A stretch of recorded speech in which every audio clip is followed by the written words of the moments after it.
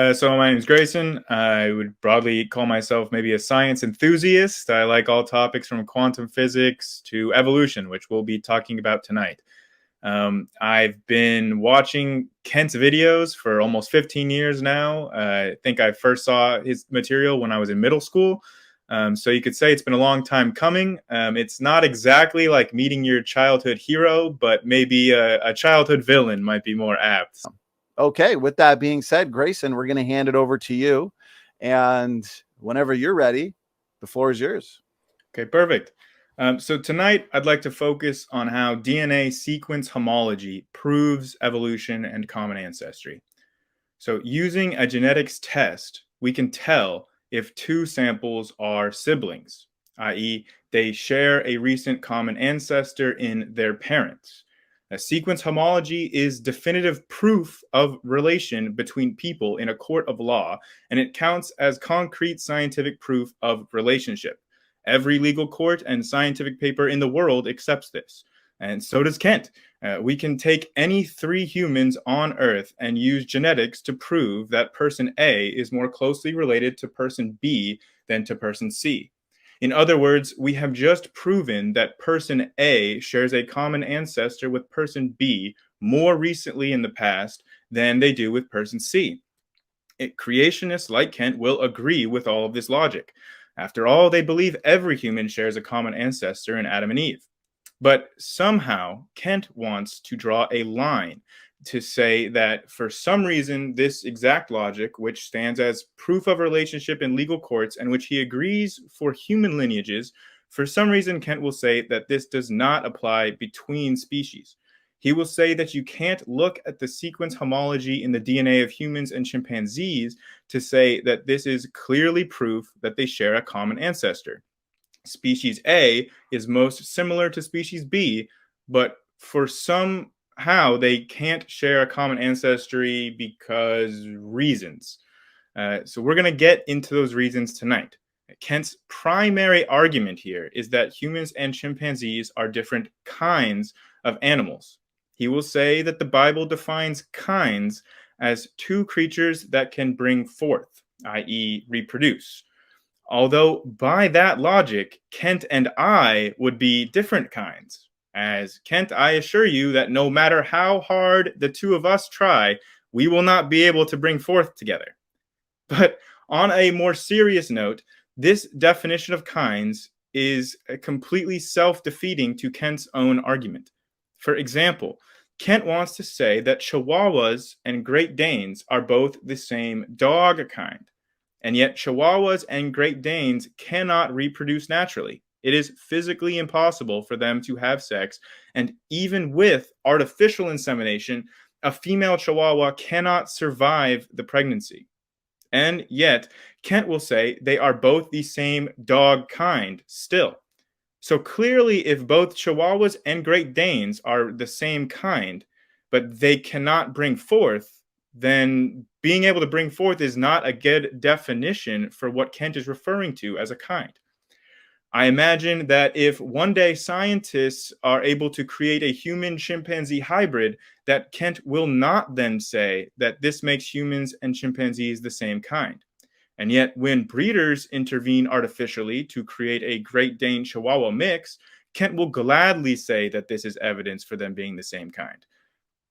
Now, Kent will say over and over again in all his debates, and probably tonight, that dogs always produce dogs and cows always produce cows, as if evolution says anything to the contrary. Kent has been corrected on this hundreds of times, literally hundreds, and yet he continues to say it. When Kent is talking about here is called the law of monophyly, and it is part of the theory of evolution. So it's extremely weird that this forms Kent's most repeated argument against evolution. Kent, please try to understand this point tonight. I don't know where we'll go with it, but under evolution, we would expect that dogs always produce dogs. This is literally the law of monophyly, in the same way that mammals always produce mammals. And actually, mammals are a really good example of this because they check all the boxes for Kent to consider them as a kind. Mammals always give birth to mammals. We never see any exceptions. Mammals always bring forth more mammals. Now, we get variations, as Kent's fond of talking about, like with different dog breeds. For mammals, we can get variations as far as dogs, cats, humans, rodents, and whales, and yet they're all still mammals. No matter how much they vary, you're always going to get a mammal.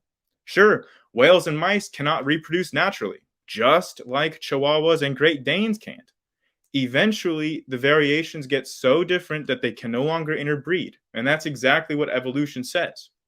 So, due to the law of monophily, you can never outgrow your ancestors. You are all in the same exact categories as they were.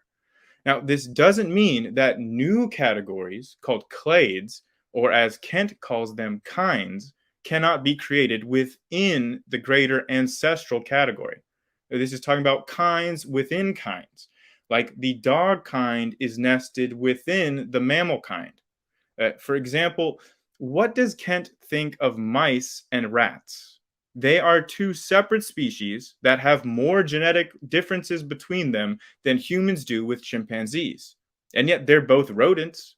But mice and rats are not mutually attracted to each other. They never mate in the wild. And even with artificial insemination, we cannot create a successful pregnancy or offspring. So are mice and rats two separately created kinds? We could just as easily say that mice and rats are rodents and that a rodent will always give birth to another rodent. So they're both the same rodent kind. But we could say the same thing about them both being mammals or vertebrates or eukaryotes. Kent loves to point to 4-year-olds to identify which animals are the same kind. So tell me this, Kent. If you show a 4-year-old a bear, a wolf, a lion, and a banana, do you think the 4-year-old can pick which one is unlike the others? Of course they can. Hence, the 4-year-old can easily understand what mammal kind is. Do you see how ridiculous these kinds of arguments are? They can all apply to mammals as a kind, which defeats your entire separate ancestry creation worldview. To my knowledge, Kent has no argument that can disqualify mammals as a kind while also including dogs as a kind. So Kent will need to address this. One way that he might bring up is that he'll say that dogs come from non-dogs at some point in the past, and that this somehow disproves evolution and violates the law of monophily, which is completely untrue. As we've already said, clades can be produced nested within larger clades, kinds within kinds. Kent agrees that a Chihuahua originally came from a non-Chihuahua, but that doesn't violate monophily, as the Chihuahua is still a dog like its ancestor. In the same exact way, a dog came from a non-dog, but that doesn't violate the law of monophily either, as both dogs and their non-dog ancestors are still the same kind of animals. They're carnivorous mammals. All the categories that apply to their ancestors also apply to dogs today. The dog kind is nested within the greater carnivorous kind. Kent will say that the variations of kinds are limited by physics, and that is totally true. You will never get a dog the size of Texas or a cow to jump over the moon because the laws of physics tell us that anatomically it's impossible. But there are no violations of physics involved in the evolutionary tree. This is simply a misdirection. There's a bull jumping over a 6-foot fence right there. Therefore, if you took the cow to the gym, made him work out, gave him vitamins, someday he could jump over the moon. No. And it's not just a physical constraint. There are frogs that jump 10 or 15 times their body length. A frog can jump straight up 15 times his body length. Why can't the cow do that? Because the laws of physics tell us that anatomically it's impossible. But there are no violations of physics involved in the evolutionary tree. This is simply a misdirection. Now, as a last line of evidence and defense, Kent will say that sequence homology doesn't prove common descent. It proves common design. This is not proof of common ancestry. This is just as much proof as a common design. And this is very easy to disprove. First of all, we can use common design to make predictions about what sequence homology should be if common design was a valid scientific theory to predict these things. And our predictions fail. For example, sharks and dolphins have a very similar designs. So our common design prediction should be that they are closely genetically related, which they are not at all.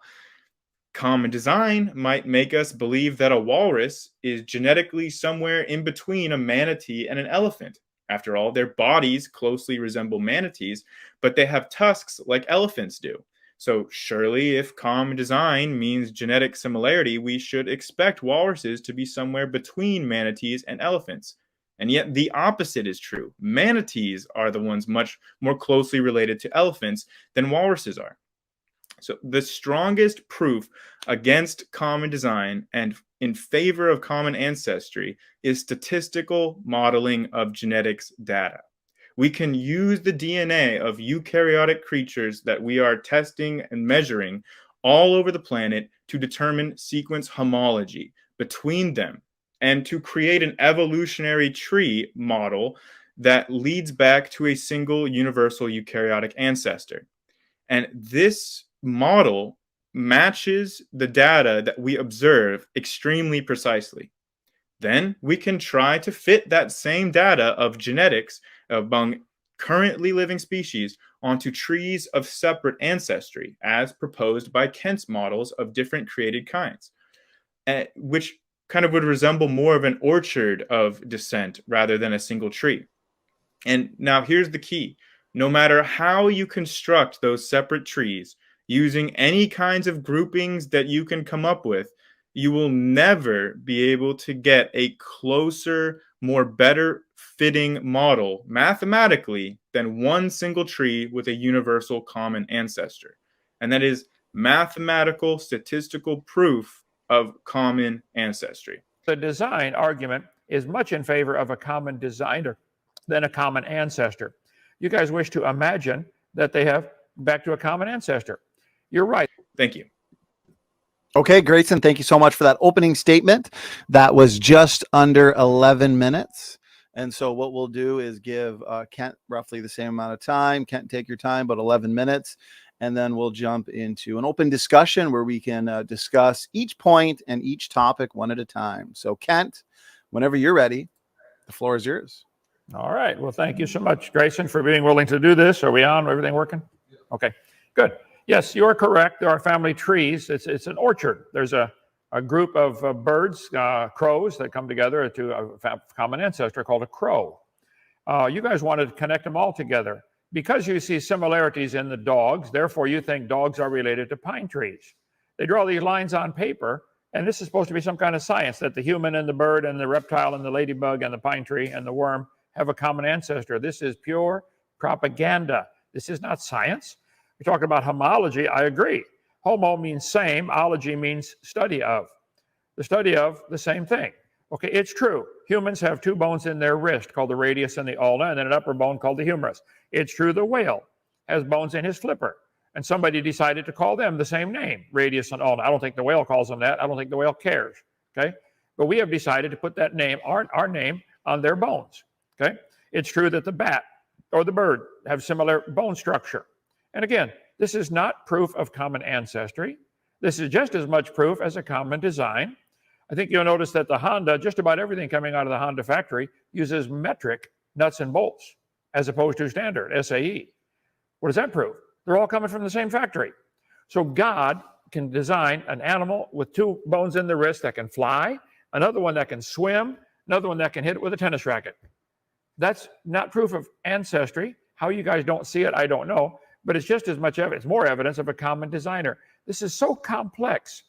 Just the four-limb structure of any animal is unbelievably complex. And you want me to believe it happened by chance. They draw these lines on paper like they did for this textbook, saying the human arm, the bat wing, the fish, the dolphin flipper, and the mole forelimb have a common ancestor. A textbook when I was in Ireland speaking over there. This is not science. This is imagination, propaganda. They talk about comparative anatomy, providing further evidence for evolution, the homology argument that you used. Commonalities suggest these and other vertebrate animals are all related. They probably evolved from a common ancestor. You can believe that if you want, but that's a lie in the textbook. That's not evidence of that at all. It's just as much a common designer. I would say the tires on a Chevy and the tires on a Ford and the tires on a Toyota are all round. Whoa, that proves something to somebody. That's a design that works. They got to roll down the road. So the design argument is much in favor of a common designer than a common ancestor. You guys wish to imagine that they have back to a common ancestor. You're right, the Chihuahua and the Great Dane cannot interbreed and survive. They can interbreed. You can crossbreed Chihuahua and Great Dane genes, and the female will get pregnant and probably die from it. They have reached the limit of size, of how big. There are dogs, there are coyotes, wolves, and dogs are probably related. Plants always bring forth plants, just like God said. They bring forth after their kind. There are no exceptions to that. Grayson, I'd like you, I challenge you to show me the best example you know of where an animal brought forth something that is not the same kind, a plant or an animal, not a variety of the same thing. There are 27 species of a certain flower that Professor Dave uses as evidence for evolution. It's still a flower. There's varieties happen. Sure, let's take the cow one that you mentioned. I accept the fact that cows can jump. Got a video of a cow jumping over a 6-foot fence. I believe cows can jump. Okay? Maybe this will play here if I hit it. I don't know. No, guess not. Okay. There's a bull jumping over a 6-foot fence right there. Therefore, if you took the cow to the gym, made him work out, gave him vitamins, someday he could jump over the moon. No. And it's not just a physical constraint. There are frogs that jump 10 or 15 times their body length. A frog can jump straight up 15 times his body length. Why can't the cow do that? Why can't you do that or I do that? There are limits. You guys will not accept the fact that there are limits. No, teacher, there's a limit how high cows can jump. Have they reached the limit? 6 foot? I don't know. Probably getting close, but I know there's a limit. This is what you guys don't get it. You won't get it. You're willingly ignorant. What the Bible says, 2 Peter 3, or God has blinded your eyes. There are 250 recognized breeds of cows. Some people show 400 breeds of cows. I don't know how many there are. I don't care. But they're still a cow. And it's obvious it's a cow. Cattle breeders, sometimes they breed them for more milk or for more beef. They've been doing this for centuries. Farmers have been trying to get cows more adapted, more suited for their environment. If they want more milk, they pick the one that gives the most milk and breed those. And pretty soon you got cows that give a lot of milk. They wouldn't survive on their own in nature. You got to babysit them now, put a fence around it and keep the coyotes away, but they give more milk. They got some that give more beef. You can pick what you want. So that's true. There are variations within the cow kind. This guy says 250. Some people say 400. I don't care. But still, there's a variety. But you guys want to draw a line between the cow and draw it back to an amoeba and make it related to a sponge and a chicken and a turkey and a dinosaur and a human. This is absolute insanity to draw these lines on paper and make a family tree and then teach it to the kids that this is part of science. No. I think we could scientifically demonstrate that all 200 or 300 or 400 kinds of cows that came from a common ancestor. You said they cannot come out of their clade or their kind. Grayson, look at this chart. We have an amoeba at the bottom, or a bacteria of one of the 20,000 kinds of single-celled creatures. Maybe it's a protozoa. Let's call it a protozoa. Did this protozoa grow out of its kind when it turned into a human? Is a human the same kind as a protozoa? Apparently, they were able to get out of their kind long ago and far away where nobody can observe it, but it can't happen today. Today, you said dogs will always produce dogs. I agree. Bingo, you're getting close. Guess what? Bacteria always produce bacteria. Amoeba always produce amoeba. Never a difference. You want to imagine that if you give it enough time, the amoeba can turn to a human. This is not science. You have a religion, Grayson. I think it's a dumb religion. You're welcome to have it, okay? But I need to point out it's dumb. You're believing, you say one thing, but that's not what you believe. You say they can never, let's see, what's the exact wording you used? The law of monophyly. We can expect that dogs will always produce dogs, mammals will always give birth to mammals. Well, then bacteria or amoeba or single-celled creatures will always give birth to single-celled creatures. Won't they? Where is the science to show that a single-celled creature was able to break the law of monophily, which I agree with, by the way, and you got it on the chart here, turning to everything.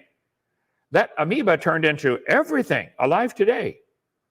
It broke the law of monophily, Grayson. Why can't you see this? I don't understand how you guys get so blinded. There's a variety of corn, 6 different types of corn. It was domesticated over centuries. People picked the grass that had the biggest seeds and said, oh, that tastes good, let's crossbreed these. And pretty soon they slowly turned it into maize and finally into corn. Now you got to really babysit the field because it's susceptible to all kinds of problems, diseases. It wouldn't survive in nature on its own without the farmer watching over it. But I agree, there's a variety of corn, and they might have had a common ancestor, a plant with seeds growing on the head, like a grass of some kind. 200 varieties of wheat. I believe that. 4,000 varieties of potatoes. I believe they had a common ancestor called a potato. Now, lions, tigers, they can crossbreed. Maybe they are the same biblical kind. I don't know. The burden of proof is not on me to prove what a kind is. The burden of proof is on you guys to prove the tiger has a common ancestor with wheat and corn. Because you draw lines on your paper connecting the tiger and the corn. Simple question for tonight, Jason. I try to do this with all the evolutionists I debate. Do you believe you are related to corn? Later on, yes or no? Professor Dave is related to a strawberry. Somebody else related to a snail. Are you related to, let me show you a picture of Grandpa here. Are you related to corn? Okay? I can show you there's lines on paper connecting you. But you said they can never break the law of monophily, but that's not what you mean. The bacteria was able to break it, wasn't he? Let's see, let me show you again. Make sure you get it here. At the bottom we have a single-celled creature of some kind. Do you believe a single-celled creature turned into all the animals on this chart? Do you believe an amoeba or protozoa, whichever one you want to start with, turned into a dinosaur, a brachiosaur? They're way more than one cell, okay? You don't tell me you believe the law of monophily. You don't, or you don't understand it. It's true. They always bring forth after their kind. That's what God said 24 times in the first 7 chapters. They will bring forth after their kind. Show me the best example you know of any animal or plant that did not do that. Fruit flies always produce flies. They got blind flies, curled wing flies that couldn't fly, 4-wing flies. They're still a fly. It doesn't work, Grayson. It just doesn't happen, except in your imagination. And you have to give it billions of years. Long ago and far away, it's a fairy tale from start to finish, and a really dumb one, in my humble, totally unbiased opinion. Let's see, what else did you talk about? You got too many points. That's why I like one point at a time. They can never outgrow their ancestor. Are mice and rats different? I don't know, probably so. God might have made several different kinds of rodents like that, and they're still bringing forth after their kind. I'll tell you what, show me a mouse that brings forth anything other than a baby mouse. I'd like to see that. They got a pretty short generation time. I'm not sure what it is. They're born, grow up, and get married, what, in 6 months with mice, or 3 months, whatever it is. Somebody Google that, would you? Generation time for mice. Why don't you, have they been raising mice and rats in the laboratory for a long time? Millions of them have been raised in laboratories, okay? Have they ever brought forth anything other than rats or mice? No. But you believe the amoeba came out of its kind and turned into a mouse, don't you? So just simple question. Are you related to corn? My time's up. Thank you. Bye. Okay, Kent, thank you so much for that opening statement. That concludes the 11-minute opening statement and opening argument. So we're now going to move into a free-flowing dialogue portion, everybody's favorite part of the debate. Since Kent just ended with his opening statement, Grayson, why don't we hand it over to you to pick the first topic and ask the first question, and we'll kind of go from here. So, gentlemen, the floor is yours. Sure. Let me just quickly answer some of the questions that Kent was posing. So clearly in my introduction, I made the case for universal common ancestry among all eukaryotes. So yes, obviously, I believe I share a common ancestor with plants and corn. Pretty obvious.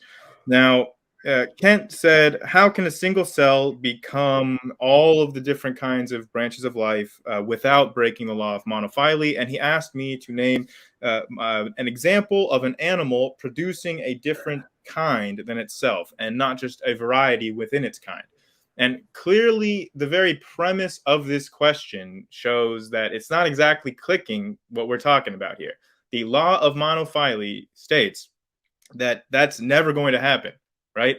All of evolution works without that ever having to happen. You never have an animal producing a fundamentally different kind, right? The varieties branch out and new kinds can be created within that nested clade, but you never outgrow what your ancestors were. I really want to get this point honed in our discussion. Is what I'm saying there, Kent? Like, what are you objecting to in that? You say I don't believe in the law of monophyly, but it doesn't break the monophyly. The law of monophyly is not broken if one single eukaryotic cell differentiates into all the eukaryotes we see today. They're all still eukaryotes. The law is not broken. Just because you're giving it the same name, eukaryote, makes no sense. This is the stuff they teach the kids, that a single-celled creature, again, we'll call it a bacteria for the sake of we can't call it a bacteria. Okay, what was the original single-celled creature that evolved out of a rock? Again, you're leading with the premise here. The reason I say you can't say bacteria is because bacteria do horizontal gene transfer, and horizontal gene transfer that does break the law of monophyly. That is a way that bacteria and archaea can break the law of monophyly, and we observe that today happening in labs. That's observable, testable science. The law of monophyly can be broken by horizontal gene transfer, and that's why we would start with a eukaryotic cell, because eukaryotic cells are not capable of horizontal gene transfer, and so the law of monophyly is followed for all of eukaryotes and their descendants. So does this drawing, taken from a typical textbook, show a single-celled creature at the origin of life down here? Mm-hmm. You don't want to call it a bacteria. It does have bacteria written on here, though. You can see the fine print. Okay. This single-celled creature turned into a shark, mm-hmm. and also a fern, and a starfish, and an octopus. Yes. And Grayson, do you believe you came from a single-celled eukaryote billions of years, or millions, hundreds of trillions of years ago, or whatever it is? Give you all the time. I came from a single-celled eukaryote much more recently than that, in my mother's womb. So, and you think that happened by chance? No. Okay. You understand how complex that process is? What we're getting at with this is that it does not break the law of monophyly for a single eukaryotic cell ancestor to differentiate and evolve into plants and sharks and octopi and all of these different things. That does not break the law of monophyly, because they're all still fundamentally the same kind that ancestor was. They're all eukaryotes. So everything made out of iron, airplanes, battleships, tanks, the cars, silverware, that's so not technically, it's not silver anymore, ironware, had a common ancestor. If they could reproduce, adding reproduction makes it much more complicated. See, and there's the key there, is that they can't reproduce. So you can never have an airplane. Like, who are the parents of an airplane? Does it have a mommy and a daddy airplane? No. So that's why the analogy doesn't work. These things cannot be compared in the way you're trying to. Did the airplane have a designer? Yes. You believe that? Yeah. Does a protozoa have a designer? Who knows? I personally don't think so.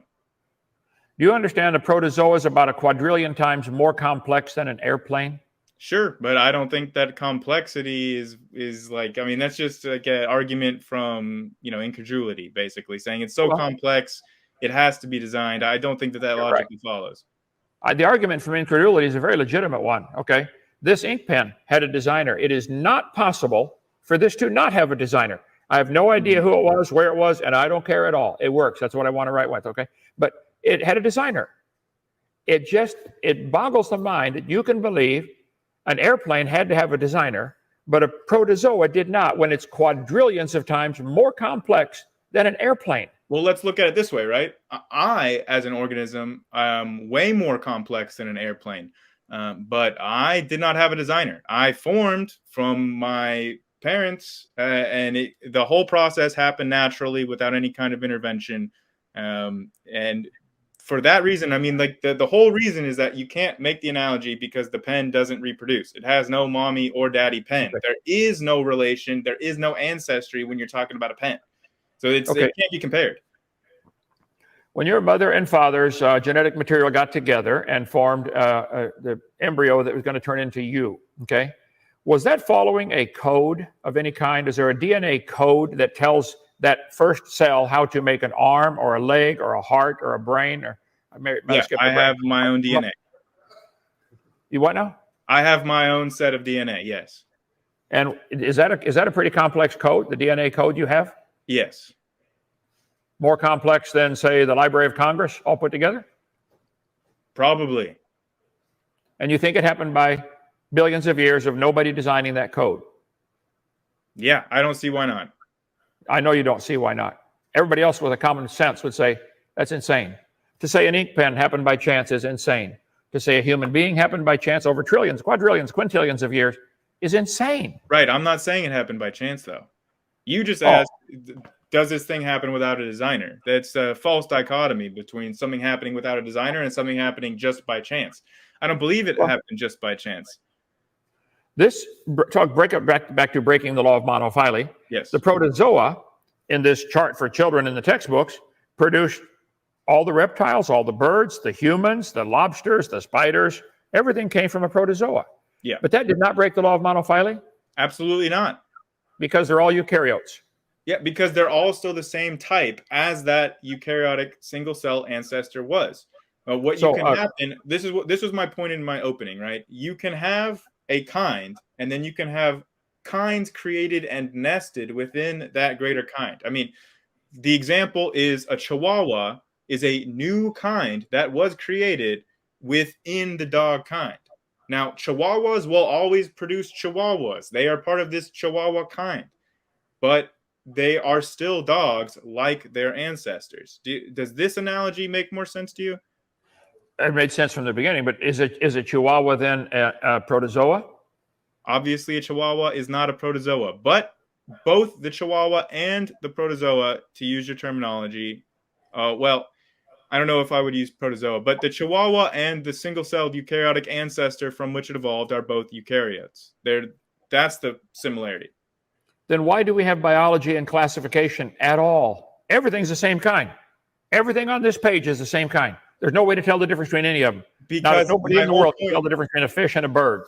My whole point is that you can break down kinds into kinds within those kinds. So taxonomy does exactly this. It gets more and more specific until you get to individual kinds that can interbreed with each other and are the same species or the same subspecies. You continually to break it down, but it's all a nested hierarchy, kinds within kinds.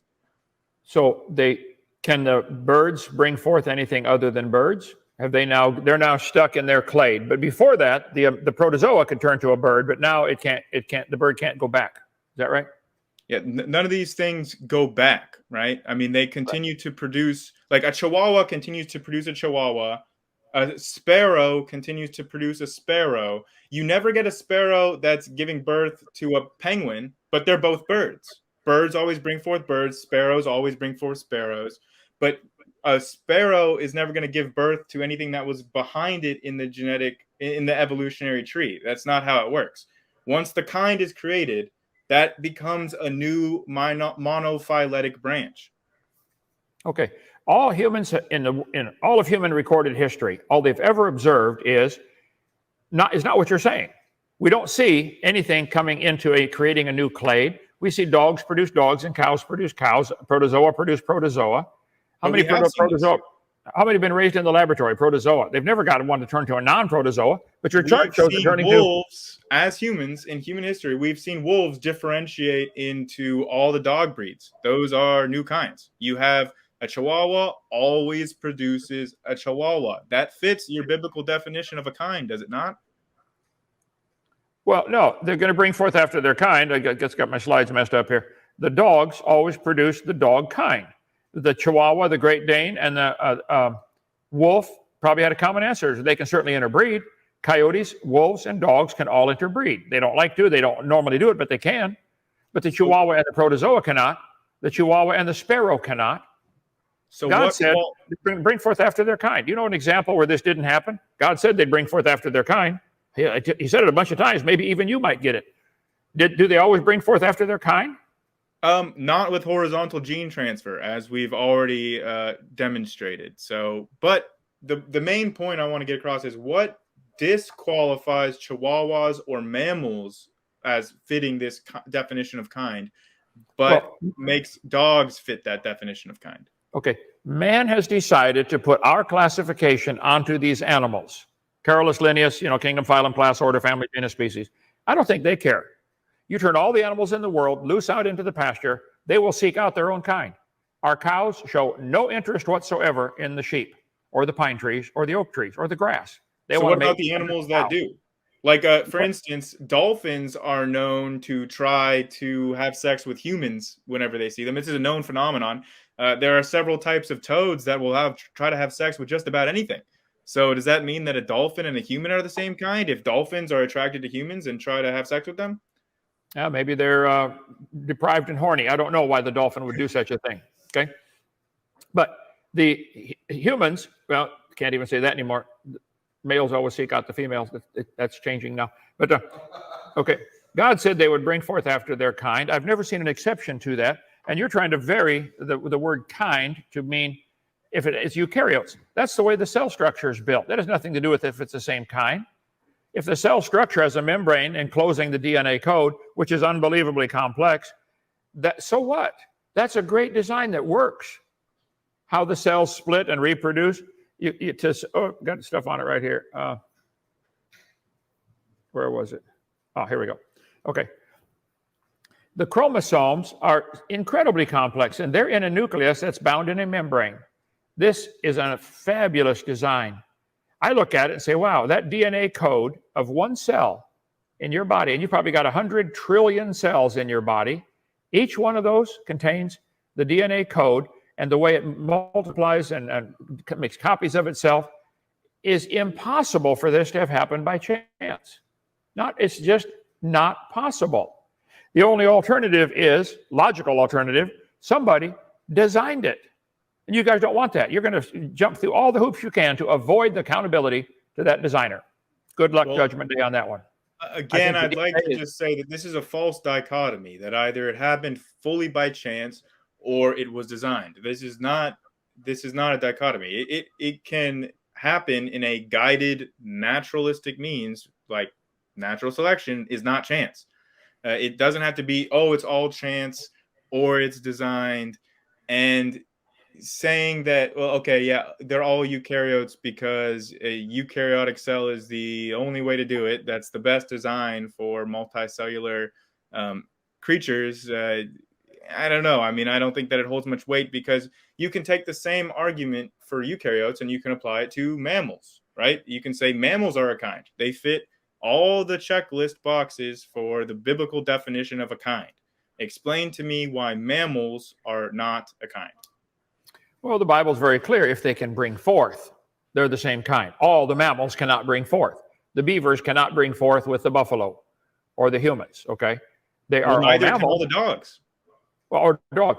Well, we have decided to put a classification system on them. I decide in our shop to put all the wrenches in one spot, the screwdriver somewhere else, and the hammer somewhere else. They don't care what we call them or where we put them. We're putting this classification on them. So just because some man has decided to classify the beaver and the deer as the same kind, a mammal, so I think can they bring forth? No. Well, then they're not the same kind. They both have hair on the outside. They both breathe air. They both have lungs. They both give live birth. So there's some similarities, but that again could go back to, wow, the same guy designed it. Works pretty good. Okay, Ken, are you and I the same kind? I wonder. Yeah, I mean, because we cannot bring forth, right? Not even going to try. Right, exactly. So then by your definition, what makes us the same kind? Well, we are both human. I think are two male deer the same kind? Yeah, they're both deer. Just because they can't have babies, obviously they can with the female. Either one of them could. So then how do you know that they're the same kind? If they can't bring forth together, then what is your criteria for saying that they're the same kind? Well, I think anybody observing here, you're obviously straining at a gnat and swallowing a camel. All humans, I think, are the same kind and came from a common ancestor called a human. All the dogs are the same kind and came from a common ancestor called a dog. The Well, all the cows have a common chihuahuas are ancestor. the same kind and came from an ancestor called a chihuahua, right? No, I think the Chihuahua is a great mistake for anybody to do that to the dog. Keep selecting the smaller and smaller one until you get the dumbest dog on the world But next to you the see pug, how my I wife's dog. can just change the words in your argument to show why your argument does not apply here, right? I mean, Okay. if I just use chihuahuas, how is that not a kind? Or how is mammals not a kind? I don't think that you're answering Well, this. let's take the mammal example. Is a Chihuahua and a giraffe the same species? No. Okay. Are they both mammals? Yes. Well, why aren't they the same species then? Because mammals is not a species. Mammals is a kind. It's a higher classification. Yes. We have decided to classify them by kingdom: animal kingdom, plant kingdom, protista. We divided life forms up into 3 different kingdoms. The life forms don't care. And then within the kingdom, we gave it a phylum. Kingdom, phylum, class, order, family, genus, species. I don't think the animals care at all. I've decided to put my hammers, my screwdrivers, and my wrenches all in one building called the shop. Okay? The tools don't care where we put them. We can classify them any way we want. It's obvious to anybody observing that mice, or giraffes, and beavers are both mammals. We decided to call it, we said if it's got hair, it bears live young, and it breathes air, it's in the mammal category. That doesn't have anything to do with the kind. They're different species. They're different genus. I don't know if they're different family or how far it goes before the difference split, before man has decided to classify them together, both in the mammal category, but you're not getting it. There are no examples of any animal or plant ever producing something that anybody with a brain cell would think is a different kind. Do the ladybugs always produce ladybugs? Yeah. Why do you think that evolution would require that? I mean, isn't that just a straw man? I mean, no one is claiming that you're going to have an animal giving birth to a different kind of animal. Look at the chart the kids are, look at the stuff they're taught. All the many forms of life on Earth today are descended from a common ancestor. Yes. This is propaganda. This is not science. This doesn't belong in a science book. This is in a religion class. In my intro, I just proved why that's the case, right? I mean, I use the same kinds of logic that we use in a legal court of law with genetics to show the relationship between all of them going back to a single eukaryotic common ancestor. I demonstrated that with genetics. You got it right, except for the last word, a common designer. So what did you think about my arguments for why a common design predictions fail? Like, I mean, what would be some predictions that you would make with common design about these 2 creatures have a common design, so they should be closely related genetically, right? That would be what you'd have to do. As far as how man classifies creatures, this has been a battle going on for a long time, for hundreds of years. They've tried, and sometimes they have to change their mind. Wow, I guess that doesn't go in that category. They're always moving them around, shuffling the deck, saying, oh, this really should be over in this family or this genus or this species. That's constant, moving them around. And a scientist becomes famous if he's able to move one. Oh, look at this. I found that it shouldn't be this. It should be called this. But the animals don't care. They are very happily bringing forth after their kind, like the Bible said they would. The mice seek out the mice. Nothing else. Nothing else. Except the cheese. They're not going to mate with that. They're going to eat it. Okay? So there just are no examples for this imagination that you have. You want to draw a chart and say you are related to a, what did I say? A corn. Yeah, you're related to corn, okay? You can believe that if you want, and I'm sure you do. But this isn't science. There's no way you can scientifically demonstrate you're related to corn. You can. If you say we got similar DNA strands, okay, I can look at all these books in my library, thousands and thousands of them, and I bet they're all using the same 26 letters of the alphabet. But books have no ancestry. There's no mommy and daddy book. There's no relationship between books that they don't have inherited ancestry. I understand. It's not an analogy. I'm trying to give an analogy to get you to open your brain just a little bit and think about it. Okay. It doesn't work because there can be no relationship. You're saying that it proves common design because books, it's physically impossible for books to have ancestry. They cannot have parents. So it doesn't work. The analogy does not work. Would you agree that it's impossible for any one of these books to write themselves? Somebody had to write them. Yeah. And I don't have to see the author to believe he existed. I can see the book and say that had an author. Let's see. But now I think that you're pivoting to a different topic there, because Well, what we were just talking about was the proof for universal common ancestry, and right. I brought up like what kinds of predictions common design can make and why those predictions are not validated, or we can look at the statistical fit for a model of a single tree or a model with an orchard of different trees, and we can Right. see mathematically that there is no model for multiple trees that fits the genetic data better than the one tree. I mean, that's proof right there, and it's scientific proof too. Grayson, there is thousands of years of human observation. Science is what we can observe, study, test, and demonstrate. Agreed. We have observed for generations. Cows make cows, no exceptions. We've never observed a cow coming from an amoeba or protozoa, or because we decided to call it in the same category. We've never observed this. You have an imagination. You have a wild religion. That's all you have. Well, you we want to call it observe science. dogs coming from non-dogs, right? We have observed that. Have we observed dogs coming from a protozoa?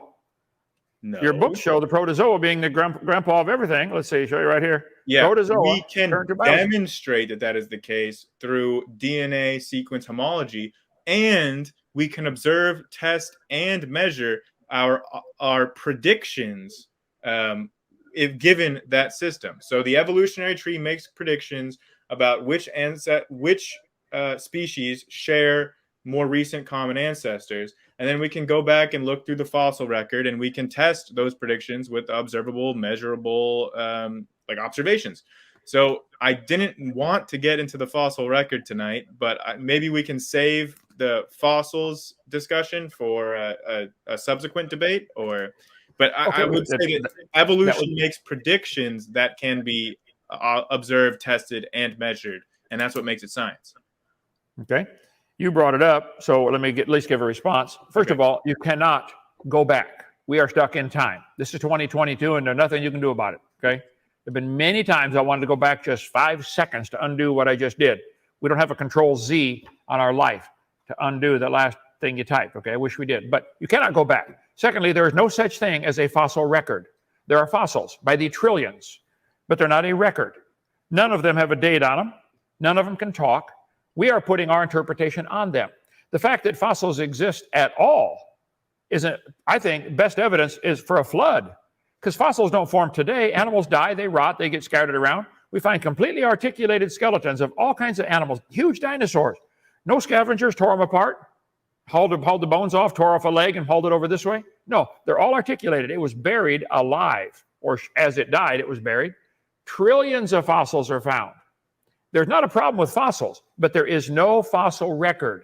The best way to interpret the fossils we see in the dirt is, wow, these things all died in a massive flood. Maybe the Bible's right. Oh, I know you don't want that, but maybe it is.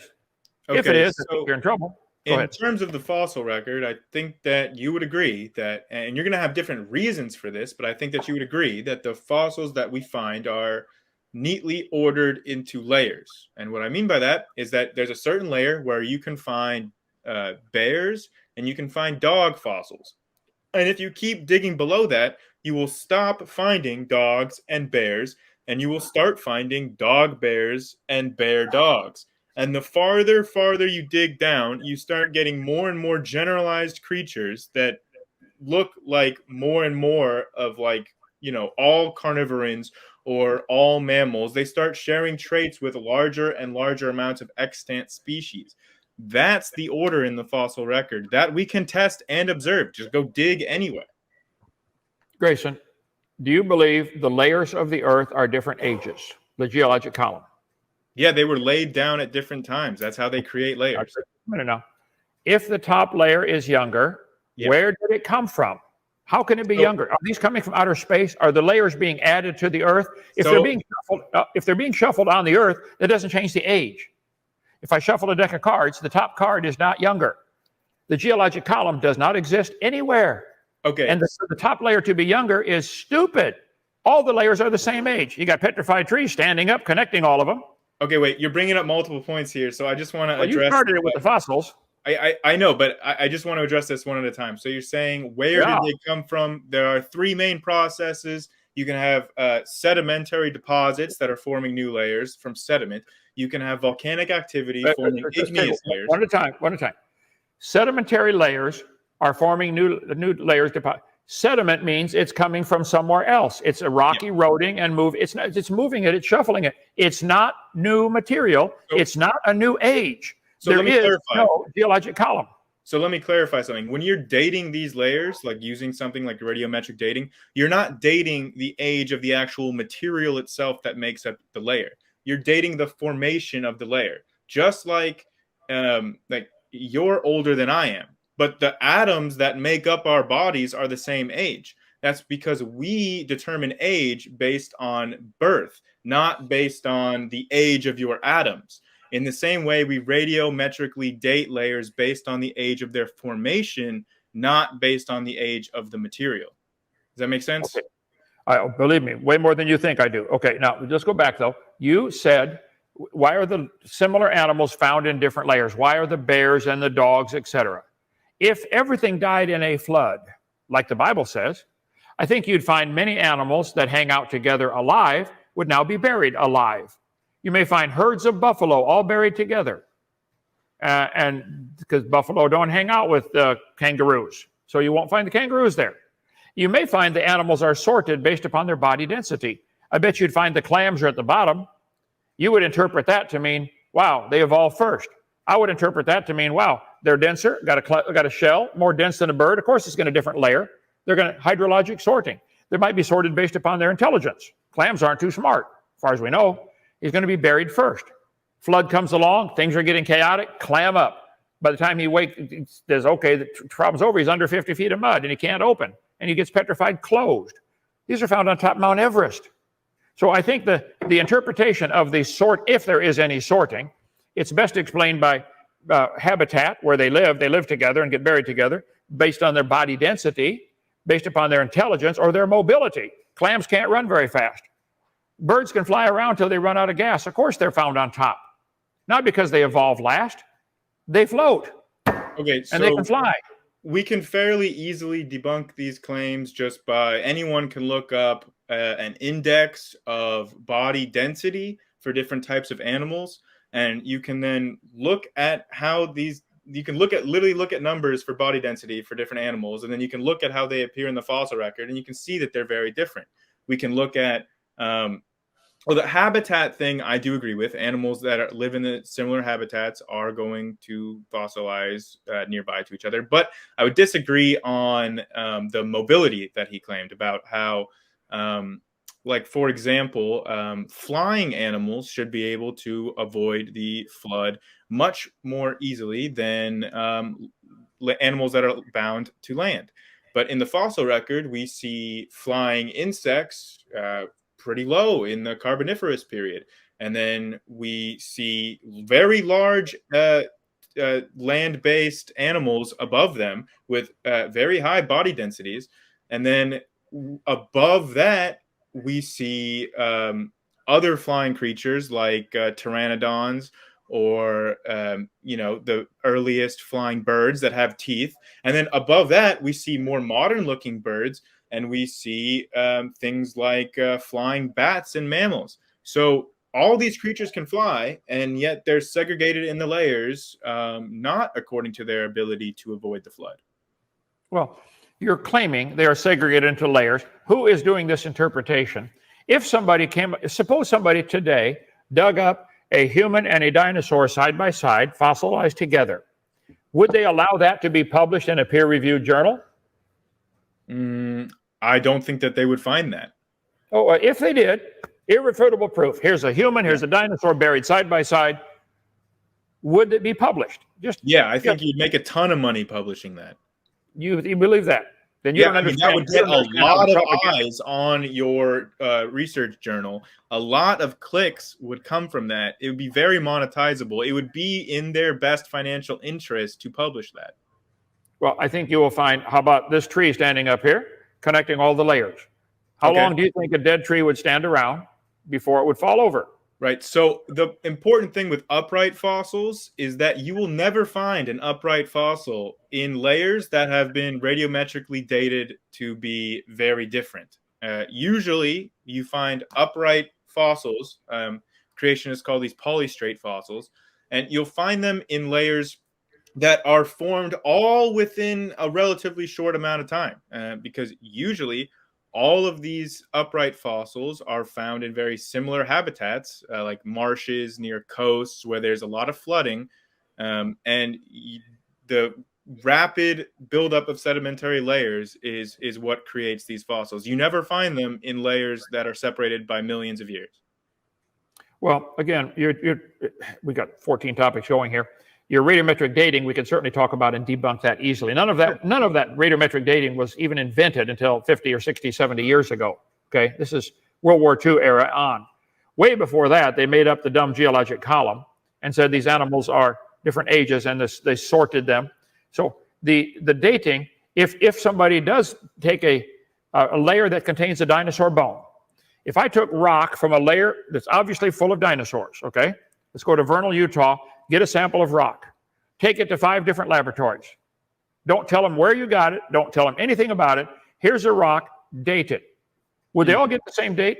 Yeah, this was actually done in an experiment in, I think, 1992 or 93, and they did exactly what you're talking about. They sent it off to different labs, and they got the same basic date from all the labs. This has been done in a scientific study. I'd like to see that study. Sure. I can get that to you later. I don't have the name of the lead author in my memory, but I have seen the study, and he's done exactly that. He's gotten the same ages. And what I would point to about, you're kind of poking issues at the reliability of carbon dating. What I would point to for that is the oil and gas industry. Radiometric dating is used quite commonly within the oil and gas industry to reliably quantify oil content and find oil deposits. So they actually find that oil deposits are usually found within close proximities to layers that date to a certain age, and meaning they have a certain ratio of radiometric isotopes in them. So under a creationist worldview, is there any physics that would be a reason why this happens? I mean, we see a correlation between certain layers that give certain radiometric dates being close by to oil deposits. This principle is used every day in the oil and gas industry. They put billions of dollars at stake on principles like this. So obviously they are reliable to make a profit in $1 billion industry. Well, I agree. There's a lot of money in oil. It's going up worse, getting worse and worse. I don't know gas costs where you are, but it's ridiculous. Anyway, so I lived in East Texas for 5 years. A lot of my people and my good friends of mine worked in the oil industry, drilling for oil. I taught earth science for years. I'm familiar with it. Oil can be made in the laboratory in 20 minutes, okay? Heat and pressure will convert almost anything organic into oil, okay? So there's not a problem there. I think all the oil is down there from the flood in the days of Noah. But as far as determining the age of the layers with radiometric dating, this is the holy cow of evolution. You have to have billions of years. I'll get you asked for some examples. Let me show you here where they radiometric dated things and got the wrong number. You've probably seen all my slides before here. It's great. I'll send them to you if you like. So they're comparing the decay rate and the decay product to try to come up with an answer for how old is this. Method is useful for igneous and metamorphic rock, cannot be dated by the stratigraphic correlation. Wait a minute. So they normally date rocks by their geologic position. They've already decided how old they want it to be. So they won't carbon date those. They will only carbon date certain rocks, okay? I understand. Igneous, sedimentary, metamorphic. We can talk about all that if you'd like. Let me get to the carbon dating problems, okay? There have been thousands of times where they got the wrong number. How did they know the number was wrong? It didn't match the geologic column. If you get a date from a rock and say, wow, that's millions of years off, they'll test it again and test it again and test it again until they get the right number. None of this was developed till the 1940s and 50s. After World War II, 46, Willard Libby found the new radioactive isotope of carbon-14. Wow. The accepted ages of layers of rock was set in the 1830s, and if it doesn't match that, they won't publish it. Carbon dating. Underlying assumptions have been strongly challenged. They need to be, I agree, okay? Half the dates are rejected. The wonder is that the remaining half have been accepted. Radiometric dating would not be feasible if the geologic column had not been erected first. Fossils have been and still are the best and most accurate method of dating and correlating the rocks. I can think of no cases of radioactive decay being used to date fossils. This is 40 years ago. Are they still doing it? There are 38 radioactive elements. They all decay. None of them are getting better. They're all decaying, which is another sign of degradation, not advancing. Another proof for the Bible, okay? But they all have different half-lives. Look, I understand how it works really well. Let's see. Let me show you some dates that were wildly wrong. I should get a hyperlink in here. Willard Libby, who invented carbon dating, said if the cosmic radiation has remained at its present intensity, and if the carbon reservoir has not changed appreciably at this time, then there exists at the present time a complete balance between the ratio. A bunch of ifs in there. This, in a court of law, they'd throw it out. Radioactive dating. Let me give you just a couple of bad dates for you to chew on here, where they dated, said, wow, that ain't right. Let's test it again. They'll test it again and again until they get the number they want. This isn't science. Right here, coming up. I know where this is coming up. Okay. I can watch my video number 7. I cover this. Bad dating. Let's see. I'm so sorry. I should have a hyperlink in here. Okay. The lower leg of a mammoth, carbon dated 15,000 years old. The skin of the same animal was 21,000. Which one was right? That was back in 1949, shortly after they invented it. Well, it didn't work back then. 15,000 year difference appeared in the assessment of samples from a single block sample of peat. They take peat, 15,000 year difference, same sample. Why did 2 laboratories get a 15,000 year difference? Living mollusk shells were carbon dated at 2,300 years old, not getting any better. They said if a carbon date supports our theories, we put it in the main text. If it doesn't contradict them, we put it in a footnote. If it's completely out of date, we just drop it. See, they select the numbers they want. Freshly killed seal, carbon dated 1,300 years old, not getting any better. Let's see, show you a snail, living snail, carbon dated 27,000 years old. Now, they went back and retested it a bunch of times till they got the number they wanted. How did they even know to retest it? Because the thing's crawling around in the laboratory. If it had been a fossil, they would have accepted that 27,000 year date. You don't get it, Grayson. You're relying on carbon dating, potassium argon dating. It doesn't work. 2 Colorado Creek mammoths side by side. One was 22,000, one 16,000. Which one are you going to publish? At Berkeley University, they used the most advanced dating techniques in 1996. Let's see, they debate Homo erectus, Homo sapien, Homo erectus. They got 2 different dating methods. You kept getting the same find. The fossils are 53,000 at most, or possibly no more than 27,000. Neither of which was the number they wanted. That's still a 96% error. That's just in 1996. 2005. Professor von Zieten lied about the age of Neanderthal skulls for 30 years. They exposed his frauds in 2005.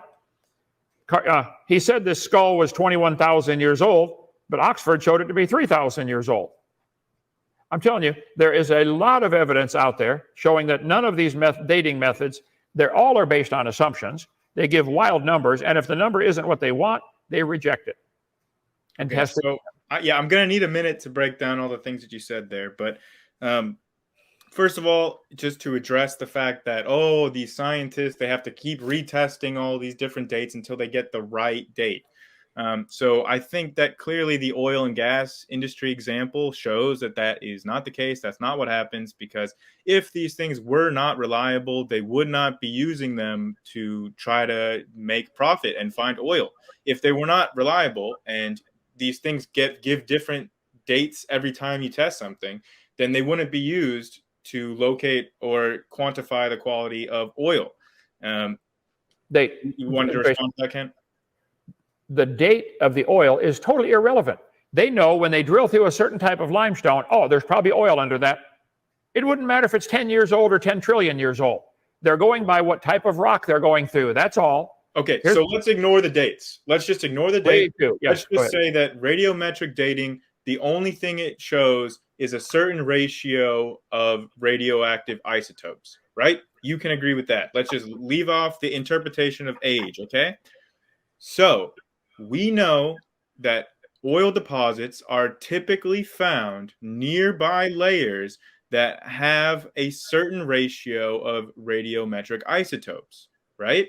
So why would that be the case? we can reliably demonstrate that that is the case. Oil and gas industry uses this correlation all the time to find oil, to quantify the oil content. If they find a layer that has this ratio of isotopes, they know that they might be close to oil.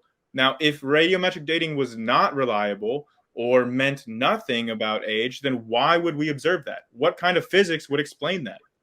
Well, you're basing your question on a faulty assumption. You don't know that they always do radiometric dating.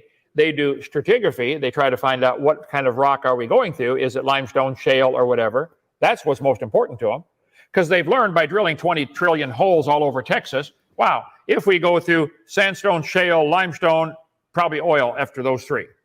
If they don't hit those in that order, well, let's move over, try somewhere else. You said that you knew Texas, Gregg County, Texas, where I live, there were 20,000 oil wells in one little county. It's a small county in Texas, Gregg County. 20,000 oil wells. This was back in the 90s when I was there. Yes, they don't go by carbon dating or potassium argon dating. They go by stratigraphy. What type of rock are we going through? That's what they go by, Grayson. They use numbers of different methods, not just stratigraphy. They also use seismography, and that's probably the most common one, honestly. But they use all kinds of different methods, of which radiometric dating is a method. I'm not just making that up. If anybody knows anybody in the oil and gas industry in the process of finding oil deposits or quantifying them, ask them.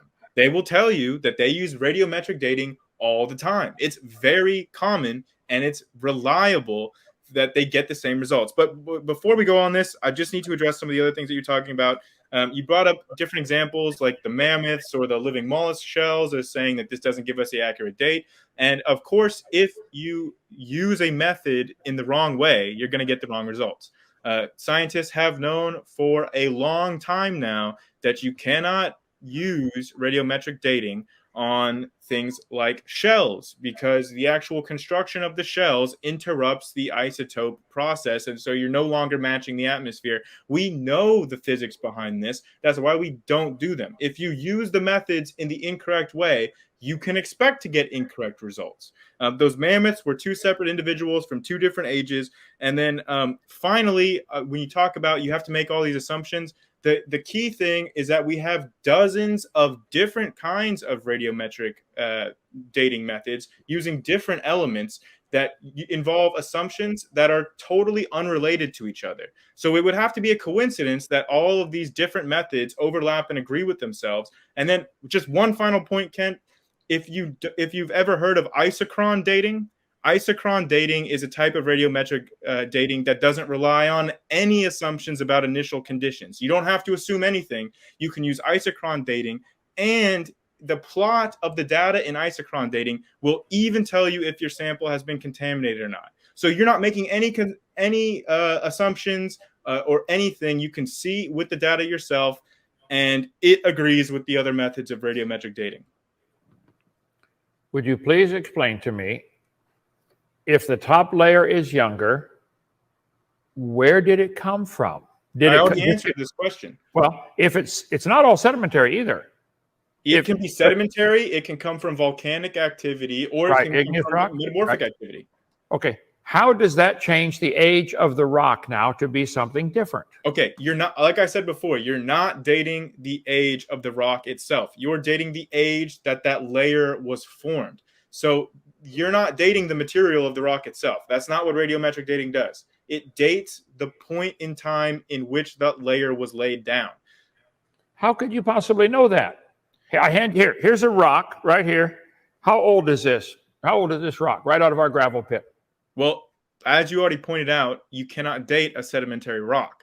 Now, what you could do is that you could figure out what layer you found that sedimentary rock in. Bingo. And if it's above an igneous layer or below an igneous layer, you can radio date those two based on their isotope ratios. And then you can get a range for how old that sedimentary layer is.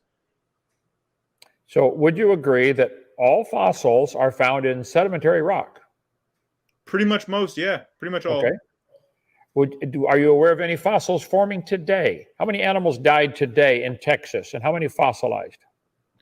Well, it takes fossils more than a day to form, but yeah, I would probably say that there are fossils in the process of being formed right now. I would like to see that.